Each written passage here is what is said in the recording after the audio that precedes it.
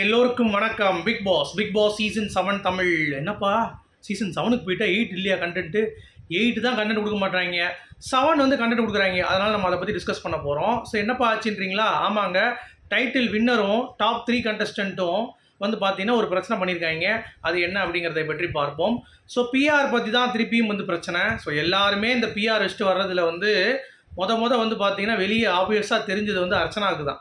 அவள் தான் வந்து தொக்கா மாட்டினாமையில்ல, அதனால் தொக்கா மாட்டினது அர்ச்சனா தான்.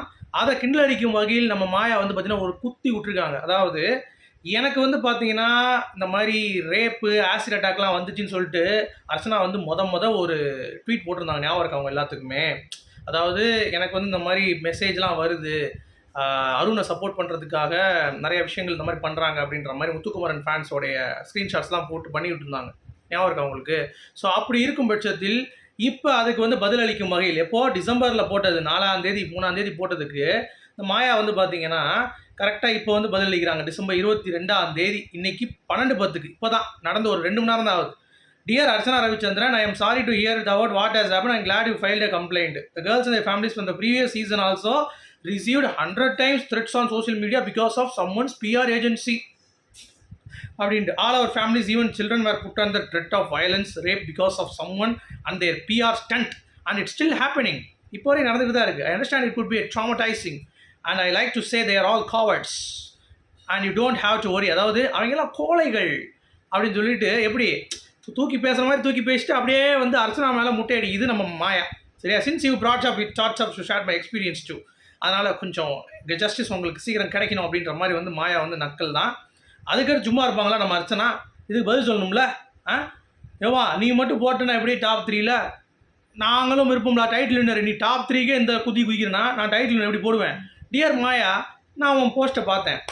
While I empathize with you and others have gone through, it's interesting how things seem wrong only when they happen to you. அதாவது எப்படி உங்களுக்கு வந்து பார்த்தீங்கன்னா தப்பாக தெரியுது அப்படின்ற மாதிரி எப்படி நீங்கள் சொல்கிறீங்க someone's PR stunt அப்படின்ற வார்த்தை? அது என்னை காயப்படுத்துதா இல்லையா? ஏன்னா நான் வச்சுருந்தேன், என்னை காயப்படுத்துது இல்லை அப்படின்ற மாதிரி எனக்கும் தான் என்னுடைய ஃபேமிலிக்கும் தான் வந்துச்சு போன சீசனில். அப்படியா? அப்படி எதுவும் தெரியலையம்மா அர்ச்சனா? இந்த வருஷம் தானே வருது உனக்கு. Not that either of us are an easy journey. நம்ம 2 பேரும் ஒன்றே ஜேர்னிலாம் எதுவும் ஈஸியாக இல்லை. But wouldn't have been more meaningful to call and stand together on this. எனக்கு இதெல்லாம் தேவையில்லை, நீ வந்து எனக்கு நிற்கணும் அப்படிங்கிறதெல்லாம். அதாவது தான் நீங்கள் ஆப்பர்ச்சுனிட்டி, நீ இது ஆப்பர்ச்சுனிட்டியை யூஸ் பண்ணுறியே என்ன போட்டு அடிக்கிறதுக்கு. அதுக்கு நான் ஓப்பனாக சொல்லிடுச்சு, ஜஸ்ட் எ தாட். செடி வாங்கி போச்சுன்னா சொல்லு அப்படின்றதெல்லாம் நீ வந்து சொல்கிறத நிப்பாட்டிக்கோ. ஏன்னா தண்ணி ஊற்ற நான் வரேன் அப்படின்ற மொமெண்ட்லாம் ஆஃப் பண்ணி நீ வந்து எக்ஸில் வச்சுக்கோ, திருப்படி வந்த மாதிரி வந்துடாத அப்படின்ற மாதிரி வந்து போட்டிருக்காங்க. அதாவது மாயா வந்து சொல்லியிருந்தாங்கல்ல, கண்டிப்பாக செடி வாடி போச்சுன்னா சொல்லு நான் தண்ணி ஊற்ற வரேன் அப்படின்ற அதெல்லாம் வந்து மூடிட்டு இங்கே எக்ஸெல்லாம் கொண்டு வராத.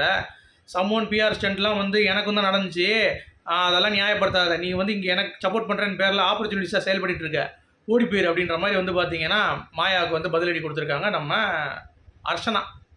இதற்கு இந்த திடீர்னு சண்டைன்னு கேட்டிங்கன்னா இந்த அருண் பிஆர் மேட்ருக்கு தான்.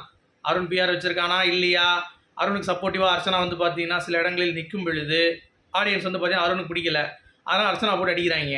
என்ன தான் பிஆர் வச்சு புஷ் பண்ணாலும் நல்லா கேம் ஆடணும் அர்ச்சனா, அதை நீங்கள் புரிந்து கொள்ளுங்கள். இப்போ அருணுக்கு என்ன தான் வந்து நீங்கள் புஷ் பண்ணி ஓட்ஸ் போட்டு நிறைய இது பண்ணாலும் அருணுடைய ஆட்டம் அப்படிங்கிறது வந்து நார்மலாக இருக்குது.